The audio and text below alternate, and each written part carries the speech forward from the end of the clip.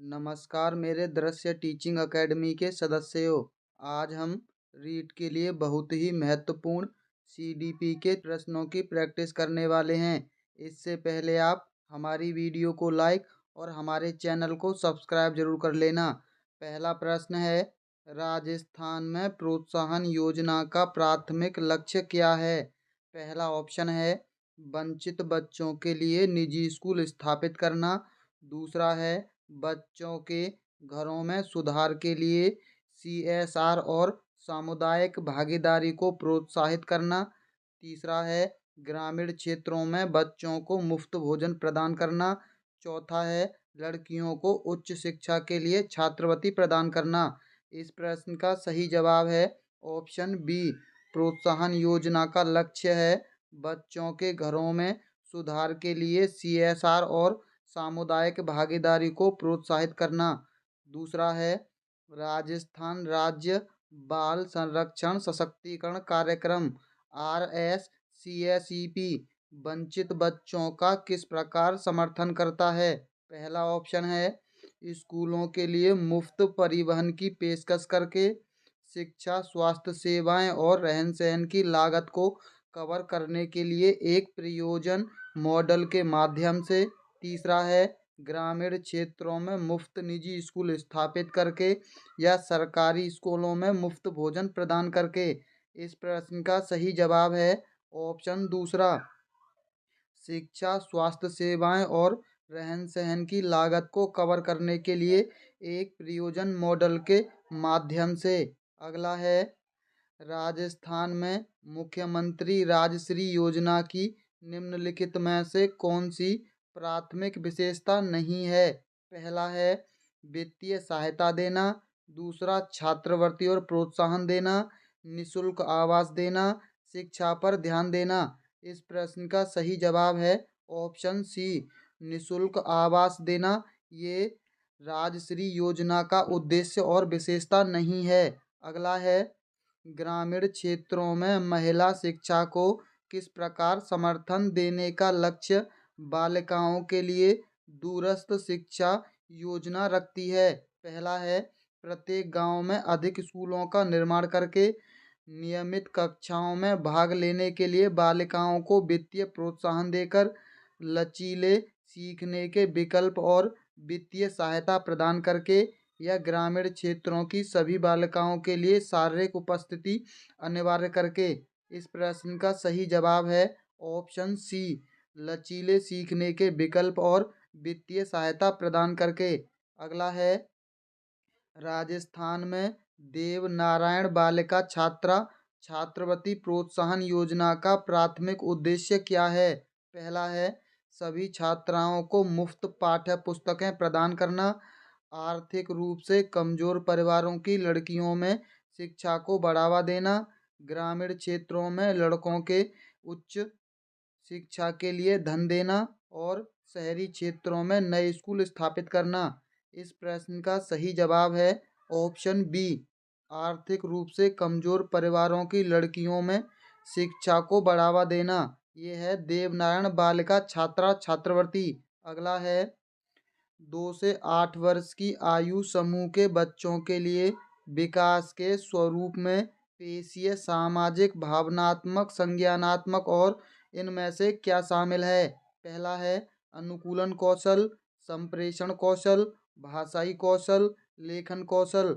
इस प्रश्न का सही जवाब है ऑप्शन सी, भाषाई कौशल शामिल हैं। वैसे भी प्रारंभिक बाल्यावस्था भाषाई कौशल के लिए सबसे महत्वपूर्ण मानी जाती है। अगला है निम्नलिखित में से कौन सा कथन व्यक्ति के विकास की प्रक्रिया के बारे में सही है? पहला है विकास की प्रक्रिया एक दिशीय होती है। दूसरा है यह केवल व्यक्ति की आनुवांशिकता से प्रभावित होता है।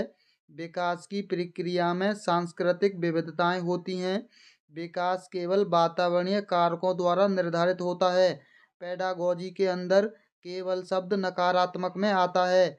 इस प्रश्न का सही जवाब ऑप्शन सी है, विकास की प्रक्रिया में सांस्कृतिक विविधताएं होती हैं। ये कथन बिल्कुल सही है। अगला है शास्त्रीय अनुबंधन इनमें से क्या है? पहला है सहचर्यात्मक अधिगम, स्वायत्तता अधिगम, सहकारिता अधिगम या संयोगात्मक अधिगम। इस प्रश्न का सही जवाब है ऑप्शन ए, सहचर्यात्मक अधिगम। शास्त्रीय अनुबंधन का सिद्धांत दिया था पावलाव ने। अगला है निम्नलिखित में से कौन सा वृद्धि और विकास की प्रक्रियाओं के लिए सही है? पहला है दोनों प्राकृतिक प्रक्रियाएं हैं। दूसरा, वृद्धि स्वाभाविक है जबकि विकास को बाहरी हस्तक्षेप की आवश्यकता होती है। तीसरा है यदि वृद्धि संतोषजनक है तो विकास अनुसरण करता है। चौथा है दोनों प्रक्रियाएं बिना किसी बाहरी हस्तक्षेप के एक साथ चलती हैं। इस प्रश्न का सही जवाब है ऑप्शन पहला, वृद्धि और विकास दोनों प्राकृतिक प्रक्रियाएं हैं। अगला है निम्न में से विकास का कौन सा सिद्धांत गलत है? पहला है विकास में व्यक्तिक भिन्नताएं होती हैं। ये बिल्कुल सही है। विकास आकस्मिक घटनाओं का परिणाम है। यह एक सतत प्रक्रिया है।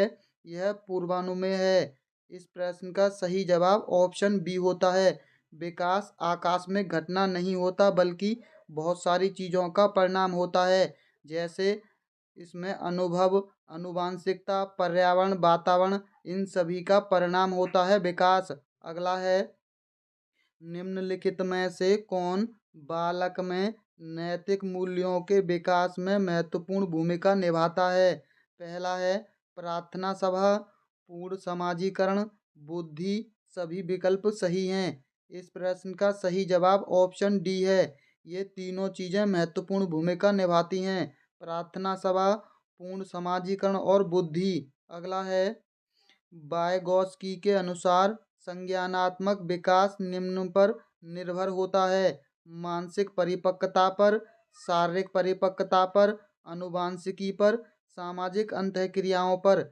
इस प्रश्न का सही जवाब है ऑप्शन डी, सामाजिक अंतःक्रियाओं पर। जब भी आपको लेव वाइगॉत्स्की की बात दिखाई दे, आपको दो शब्द देखने हैं, एक है सामाजिक और दूसरा है सांस्कृतिक।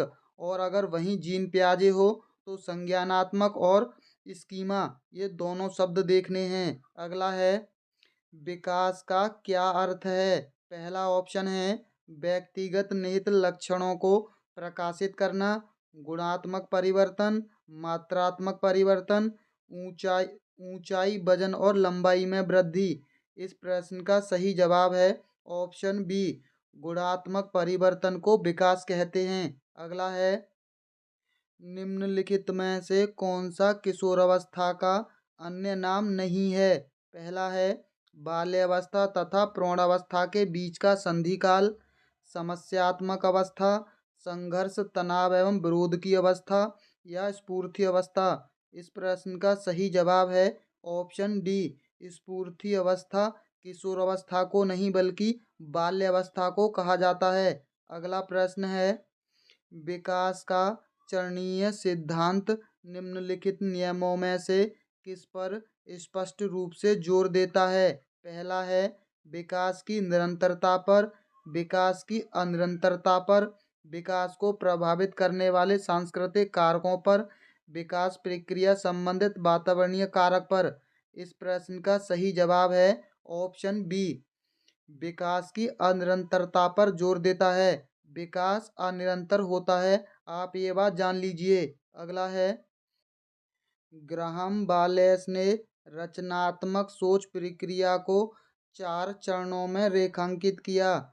उनके द्वारा दिए गए रचनात्मक चिंतन के प्रथम चरण को किसके रूप में जाना जाता है? पहला है सत्यापन के रूप में, दूसरा उद्भवन के रूप में, तीसरा तैयारी के रूप में या संशोधन के रूप में। इस प्रश्न का सही जवाब है ऑप्शन सी, तैयारी के रूप में जाना जाता है। और इसका दूसरा चरण है ऊष्मायन। ऊष्मायन के रूप में इसके दूसरे चरण को जाना जाता है। और इसका तीसरा चरण है प्रदीपन। तीसरे चरण को प्रदीपन के रूप में जाना जाता है। और चौथा चरण है सत्यापन। अगला प्रश्न है क्रमादेशित अधिगम की अवधारणा किसके द्वारा दी गई थी? पहला है हल के द्वारा, थॉर्नडाइक के द्वारा, स्किनर के द्वारा या वाटसन के द्वारा। इस प्रश्न का सही जवाब ऑप्शन सी है, स्किनर के द्वारा क्रामेदेशित अधिगम की अवधारणा दी गई थी। अगला है कौन सा बुद्धि लब्धि स्तर मंद बुद्धि वाले बच्चों का प्रशिक्षणीय बुद्धि लब्धि स्तर कहलाता है? पहला है 70 से 79, 50 से 69, 36 से 49, 35 एवं उससे कम। इस प्रश्न का सही जवाब है ऑप्शन सी, 35 और 50 के बीच में होता है, यानी 36 से 49। अगला है शिक्षण के दौरान आवाज में उतार चढ़ाव उदाहरण है? पहला है पुनर्वलन कौशल का, समापन कौशल का, उद्दीपन परिवर्तन कौशल का, प्रस्तावना कौशल का। इस प्रश्न का सही जवाब है ऑप्शन सी, उद्दीपन परिवर्तन कौशल का। अगला है निम्न में से कौन सी व्यक्तित्व मापन की प्रक्षेपी विधियां हैं? पहला है निर्धारण मापनी, अवलोकन, साक्षात्कार, प्रासंगिक अंतर्बोध परीक्षण। इस प्रश्न का सही जवाब है ऑप्शन डी, प्रासंगिक अंतर्बोध परीक्षण व्यक्तित्व मापन की प्रक्षेपी विधियां है। अगला है संप्रेषण संबंधी अक्षमता है? पहला है डिसलेक्सिया, दूसरा डिसकैलकुलिया, तीसरा डिस्फेजिया, चौथा डिस्ग्राफिया। इस प्रश्न का सही जवाब है ऑप्शन सी, डिस्फेजिया होता है संप्रेषण संबंधी अक्षमता। डिसकैलकुलिया को हमने आपको बताया है लक्स साबुन, लक्स साबुन पर लिखा हुआ है LUX, देखने में लगता है लुक्स जैसा, लेकिन हम इसे पढ़ते हैं लक्स, यानी पढ़ने संबंधी समस्या तो होती है। लक्स से याद रख लीजिए, लेक्सिया यानी पढ़ने संबंधी चीज होगी, उसे डिसलेक्सिया कहेंगे। पढ़ने में दिक्कत होने पर डिसलेक्सिया होता है। और यहाँ एक शब्द दिखाई दे रहा होगा आपको कैलकुलिया, और यहाँ देख लीजिए कैलकुलेटर। कैलकुलिया को कैलकुलेटर से जोड़ लीजिए, कैलकुलेटर काम करता है गणित का, यानी गणित संबंधी विकार को डिसकैलकुलिया कहते हैं। और ये देख लीजिए ग्राफिया, ग्राफिया से याद रख लीजिए ग्राफ को, और ग्राफ के अंदर बहुत सारी लाइनें होती हैं और लाइनें आती हैं लिखने के अंदर, यानी लिखने संबंधी समस्या डिसग्राफिया। इस प्रश्न का सही जवाब ऑप्शन सी है, डिस्फेजिया। अगला है निम्न में से कौन सा शारीरिक विकास का एक प्रमुख नियम है? पहला है मानसिक विकास से भिन्नता का नियम, अनियमित विकास का नियम, द्रुतगामी विकास का नियम, नियम और संवेगात्मक विकास से संबंध का नियम। इस प्रश्न का सही जवाब है ऑप्शन सी, द्रुतगामी विकास का नियम शारीरिक विकास का एक प्रमुख नियम है। अगला है निम्न में से कौन सा संज्ञानात्मक पक्ष से संबंधित नहीं है? पहला है ज्ञान, अनुप्रयोग, अनुमूल्यन, बोध। इस प्रश्न का सही जवाब है ऑप्शन सी, अनुमूल्यन संज्ञानात्मक पक्ष से संबंधित नहीं है। अगला है पाठ्य सहगामी क्रियाएं मुख्यतः संबंधित हैं? पहला है छात्रों के मानसिक विकास से, छात्रों के सर्वांगीण विकास से, शैक्षिक संस्थानों के विकास से या छात्रों के व्यावसायिक विकास से। इस प्रश्न का सही जवाब है ऑप्शन बी, छात्रों के सर्वांगीण विकास से। सर्वांगीण शब्द सबसे ज़्यादा सकारात्मक होता है। संकलनात्मक परामर्श के प्रतिपादक हैं? पहला है थॉर्न, रॉजर्स, विलियमसन, इनमें से कोई नहीं। इस प्रश्न का सही जवाब है ऑप्शन ए, थॉर्न। थॉर याद रख लीजिए, परामर्श देता है किसको? टोनी स्टार्क को। अगला है निम्न में से कौन सी बाल्यावस्था की एक विशेषता नहीं है? पहला है सामूहिकता की प्रबलता, दूसरा जिज्ञासा की कमी, अभिवृत्ति में स्थिरता, समूह एवं खेलों में सहभागिता। इस प्रश्न का सही जवाब है ऑप्शन बी, बाल्यावस्था में जिज्ञासा बहुत ज़्यादा होती है। अगला है एक बालक काली गाय, काला कुत्ता तथा काली वस्तुओं को देखकर डरने लगता है। इस प्रकार के अनुबंधन में निहित है? पहला है अनुक्रियात्मक अनुबंधन, उद्दीपक सामान्यीकरण, अनुक्रिया सामान्यीकरण, उपयुक्त में से कोई नहीं। इस प्रश्न का सही जवाब है ऑप्शन बी, उद्दीपक सामान्यीकरण। अगला है निम्न में से कौन सा शिक्षण अधिगम का स्तर नहीं है? इस प्रश्न का सही जवाब होना चाहिए, पहला ऑप्शन देख लीजिए, अवबोधन स्तर, चिंतनशील स्तर, स्मृति स्तर, दूरवर्ती स्तर। इस प्रश्न का सही जवाब ऑप्शन डी है, दूरवर्ती स्तर। अगला है थॉर्नडाइक ने अपना अधिगम सिद्धांत किया जिसका शीर्षक था, यहाँ थोड़ी टाइपिंग मिस्टेक है, परीक्षण और त्रुटि अधिगम, चिन्ह अधिगम, संज्ञानात्मक अधिगम, स्थानन अधिगम। इस प्रश्न का सही जवाब ऑप्शन ए है, त्रुटि एवं भूल का सिद्धांत किया था थॉर्नडाइक ने। अगला है निम्नलिखित में से कौन से मनोवैज्ञानिक भाषा के विकास से जुड़े हुए हैं? बिनेट, नाम चोम्स्की, पावलोव, मैस्लो। इस प्रश्न का सही जवाब है ऑप्शन बी, नाम चॉम्स्की जुड़े हुए हैं भाषा के विकास से। यानी मोदी जी की भाषा बहुत अच्छी है तो उनका बहुत नाम है, आप इसको याद रख लीजिए, नाम से नोम चॉम्स्की। मनोविज्ञान व्यवहार एवं अनुभव का विज्ञान है, यह कथन किसका है? दोस्तों स्किनर का है, वुडवर्थ का है, मैकडूगल का है या वाटसन का है? दोस्तों इस प्रश्न का सही जवाब ऑप्शन ए है, स्किनर का।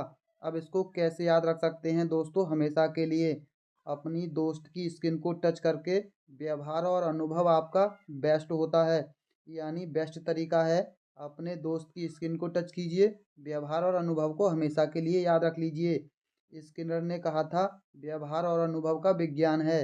अगला प्रश्न देख लीजिए, मनोविज्ञान आचरण एवं व्यवहार का यथार्थ विज्ञान है, यह कथन किसका है? स्किनर का, वुडवर्थ का, मैकडूगल का या वाटसन का? दोस्तों इसका जो सही जवाब है वो है ऑप्शन सी, ये कथन है मैकडूगल का। अब इसको कैसे याद रख सकते हैं दोस्तों?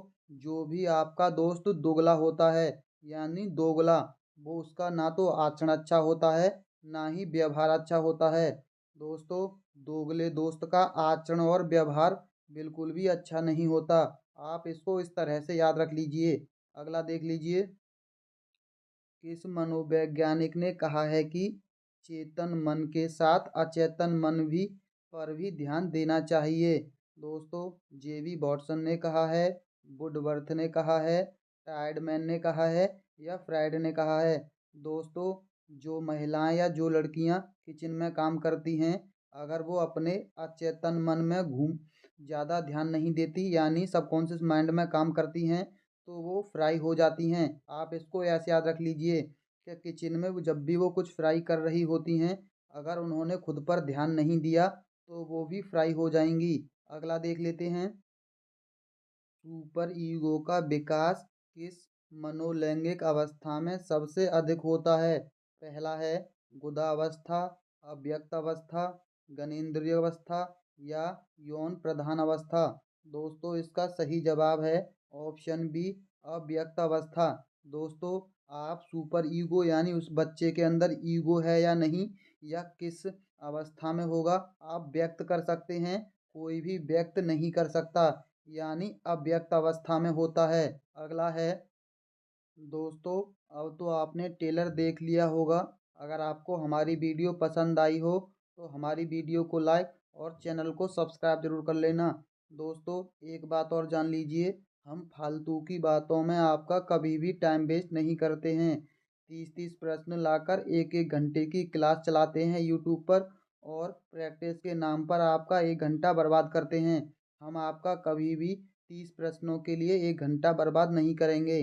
दोस्तों अगला प्रश्न देख लीजिए, एक बालक जिसकी बुद्धि लब्धि 105 है उसे स्वीकृत वर्गीकृत किया जाएगा? श्रेष्ठ बुद्धि में, सामान्य से अधिक बुद्धि में, सामान्य बुद्धि में या मंद बुद्धि में? दोस्तों 90 से लेकर के 110 तक की बुद्धि श्रेष्ठ नहीं बल्कि सामान्य बुद्धि होती है और इससे ऊपर की बुद्धि को हम श्रेष्ठ बुद्धि कहते हैं। इसके नीचे की को मंद। आप 3 कैटेगरी में डिवाइड कर लीजिए। और दोस्तों सबसे अधिक बुद्धि आएगी यानी सबसे श्रेष्ठ बुद्धि, तो जो भी ऑप्शन में सबसे अधिक बुद्धि दे रखी होगी वो सबसे श्रेष्ठ बुद्धि होती है। अगला है सामाजिक आर्थिक मुद्दों से जूझ रहे उन बच्चों को जिनकी प्रतिभा प्रभावित हो सकती है को सहायता करता है। दोस्तों स्वादिगम मॉडल, विभेदित निर्देशन, पाठ्यचर्या का विस्तार, संज्ञानात्मक वर्गीकरण। दोस्तों आप जान लीजिए, आप अगर किसी चीज़ से परेशान हैं तो आपकी सहायता कोई नहीं करेगा, आपको खुद ही अपनी सहायता करनी होगी। आज के समय में दोस्तों आपको अपनी खुद की सहायता करनी है, यानी स्व अधिगम मॉडल सहायता करता है। अगला है पियाजे के अनुसार बच्चा अमूर्त स्तर पर चिंतन, बौद्धिक क्रियाएं और समस्या समाधान किस अवस्था में करने लगता है? पूर्व संक्रियात्मक अवस्था में, मूर्त संक्रियात्मक अवस्था में, औपचारिक संक्रियात्मक अवस्था में या संवेदी पेशी अवस्था में? दोस्तों इसमें बच्चा करता है औपचारिक संक्रियात्मक अवस्था में। इसको कैसे याद रख सकते हैं दोस्तों? अगर आ दे रखा है तो औपचारिक होगा, और अगर आ नहीं दे रखा खाली मूर्त होगा तो मूर्त होगा। अगला है एक 13 वर्षीय बालक बात बात में अपने बड़ों से झगड़ा करने लगता है और हमेशा स्वयं को ही सही साबित करने की कोशिश करता है। यह किस विकास की किस अवस्था में है? पहला है प्रारंभिक बाल्यावस्था में, किशोरावस्था में, युवावस्था में, बाल्यावस्था में। दोस्तों ये होता है युवा अवस्था में। और किशोर अवस्था में भी अगर दोनों में से ऑप्शन किशोर अवस्था दे रखा है तो किशोर अवस्था भी सही होता है, लेकिन किशोर अवस्था प्रारंभ होती है 14 वर्ष से ऊपर। अगला है दबाव को कम करने एवं परीक्षाओं में सफलता के लिए आवश्यक है कम अवधि की परीक्षाओं में अंतरण। दूसरा है विद्यालय शिक्षा की विभिन्न चरणों में परीक्षा का आयोजन, वार्षिक एवं अर्धवार्षिक परीक्षाएं, विभिन्न प्रवेश परीक्षाओं के लिए विभिन्न एजेंसियों की स्थापना। दोस्तों दबाव कम करने के लिए ही सेमेस्टर चलाए गए हैं। दोस्तों सेमेस्टर होते हैं कम अवधि की परीक्षाओं में अंतरण। आप इसको ऐसे जोड़कर याद रख सकते हैं। अगला है विवेचनात्मक शिक्षा शास्त्र का यह दृढ़ विश्वास है कि पहला है एक शिक्षक को हमेशा कक्षा कक्ष के अनुदेशन का नेतृत्व करना चाहिए। दूसरा है विद्यार्थियों को स्वतंत्र रूप से तर्क नहीं करनी चाहिए। बच्चे स्कूल के बाहर क्या सीखते हैं यह अप्रासंगिक है। शिक्षार्थियों के अनुभव और प्रत्यार्पण महत्वपूर्ण होते हैं। दोस्तों जब भी विकास की बात आएगी वहाँ हमेशा अनुभव सबसे पहले होगा, यानी डी इसका सही जवाब है। अगला है एक शिक्षक को साधन संपन्न होना चाहिए। इसका अर्थ है पहला है उसके पास पर्याप्त धन संपदा होनी चाहिए। दोस्तों नकारात्मक चीज है। इसका अधिकारियों के उच्च स्तर में संपर्क होना चाहिए। दोस्तों ये भी नकारात्मक है। उन्हें अपने विद्यार्थियों की समस्याओं को हल करने का पर्याप्त ज्ञान होना चाहिए। दोस्तों इसका सी सही जवाब है। चौथा भी चेक कर लीजिए, विद्यार्थियों के बीच उनकी प्रसिद्धि होनी चाहिए। अगला प्रश्न है दोस्तों व्यक्तिगत शिक्षार्थी एक दूसरे से किसमें भिन्न होते हैं? विकास की दर में, विकास क्रम में, विकास की सामान्य क्षमता में, वृद्धि एवं विकास के सिद्धांतों में। दोस्तों विकास की दर में ये एक दूसरे से भिन्न होते हैं। ये प्रश्न अब तक पता नहीं कितने अनगिनत बार पूछा जा चुका है। मन का मानचित्रण संबंधित है बोध बढ़ाने की तकनीक से, साहसिक कार्य की क्रिया योजना से, मन का चित्र बनाने से, मन की क्रियाशीलता पर अनुसंधान से। दोस्तों मन का मानचित्रण होता है मन की क्रियाशीलता पर अनुसंधान से। अगला है एक शिक्षक विद्यार्थियों में सामाजिक मूल्यों को विकसित कर सकता है। पहला है महान व्यक्तियों के बारे में बोलकर। दूसरा है अनुशासन की अनुभूति को विकसित कर, आदर्श रूप में बर्ताव कर, उन्हें अच्छी कहानियाँ सुनाकर। दोस्तों खुद आदर्श रूप का बर्ताव करेगा तो बच्चे ज़्यादा अच्छे से सामाजिक मूल्य सीखेंगे। अगला है विद्यार्थियों को विद्यालय में खेलना क्यों उचित है? पहला है यह उन्हें शारीरिक रूप से सशक्त बनाएगा। दोस्तों बिल्कुल सही है। यह शिक्षकों के लिए काम आसान करेगा। यह समय बिताने में सहायक होगा। यह संयोगी एवं शारीरिक संतुलन का विकास करेगा। दोस्तों ये बिल्कुल सही है। यह संयोग और शारीरिक संतुलन का विकास करता है। अगला है, निचली कक्षाओं में शिक्षण की खेल पद्धति मूल रूप से आधारित है। शारीरिक शिक्षा कार्यक्रम के सिद्धांतों पर, शिक्षण पद्धतियों के सिद्धांतों पर, विकास एवं वृद्धि के मनोवैज्ञानिक सिद्धांतों पर, शिक्षण के समाजशास्त्रीय सिद्धांतों पर। दोस्तों विकास एवं वृद्धि के मनोवैज्ञानिक सिद्धांतों पर। आपकी कक्षा में कुछ छात्र अति मेधावी हैं। आप उन्हें किस तरह पढ़ाएंगे? कक्षा के साथ, उच्च कक्षा के साथ, समृद्धिकरण कार्यक्रमों के द्वारा, जब जब वे चाहें। दोस्तों उन्हें पढ़ाएंगे समृद्धिकरण कार्यक्रमों के द्वारा। अगला है, व्यक्तिक विभिन्नताओं के मिलन के संबंध में एक अध्यापक की भूमिका होनी चाहिए।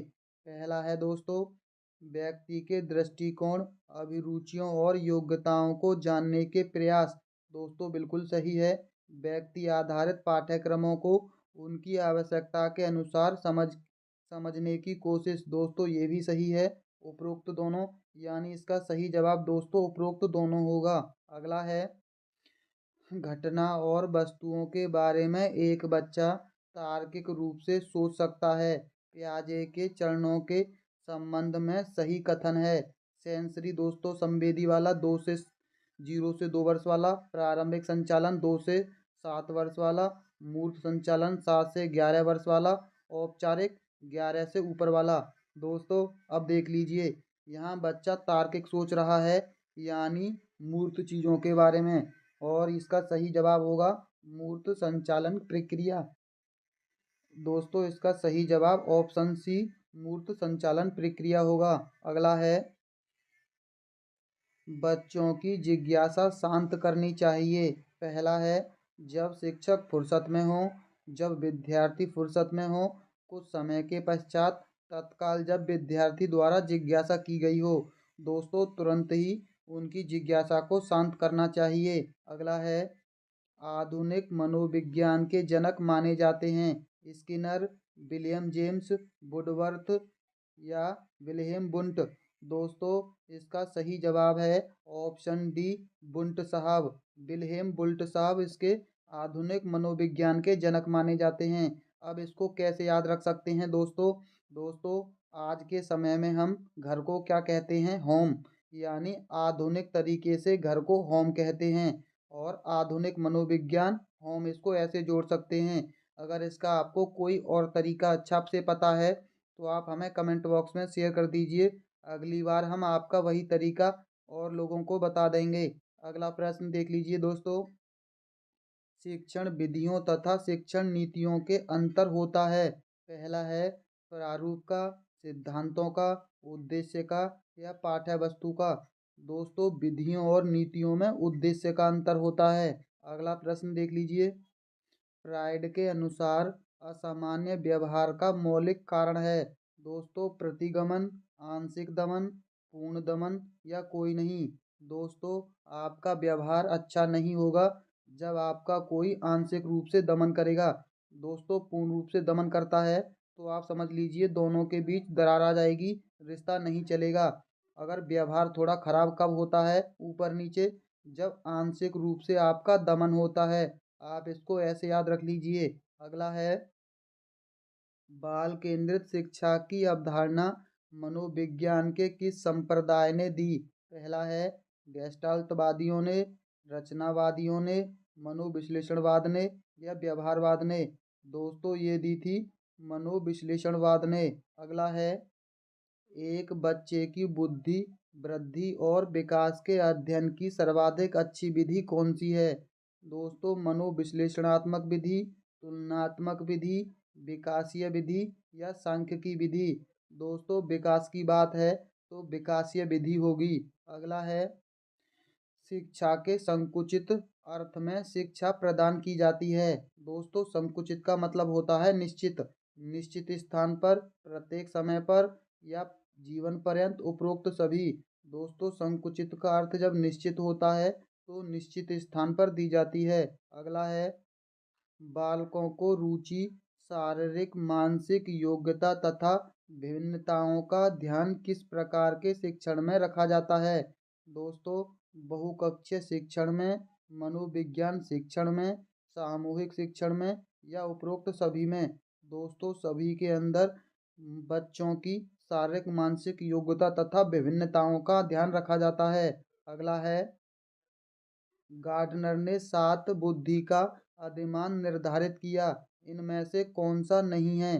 दोस्तों, स्थान संबंधी बुद्धि, भावात्मक बुद्धि, अंतर्व्यक्तित्व बुद्धि या भाषात्मक बुद्धि? दोस्तों, इसका है भावात्मक बुद्धि।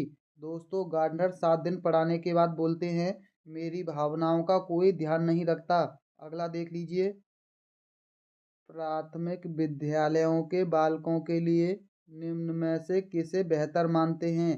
वीडियो अनुरूपण को, प्रदर्शन को, स्वयं के द्वारा किया गया अनुभव को या इन सभी को? दोस्तों, आपने ये प्रश्न अनगिनत बार पढ़ा होगा। आप इसका जवाब हमें कमेंट बॉक्स में देना। दोस्तों, अगर आपको हमारा तरीका पसंद आया हो तो वीडियो को लाइक और चैनल को सब्सक्राइब जरूर कर लेना। और दोस्तों, बिना टाइम वेस्ट की प्रैक्टिस के लिए आप हमारे बेल आइकन को दबा लीजिए। जब भी हम वीडियो अपलोड करेंगे आपके पास नोटिफिकेशन आ जाएगा। दोस्तों, चलिए चलते हैं अगली वीडियो में। वीडियो देखने के लिए बहुत बहुत धन्यवाद।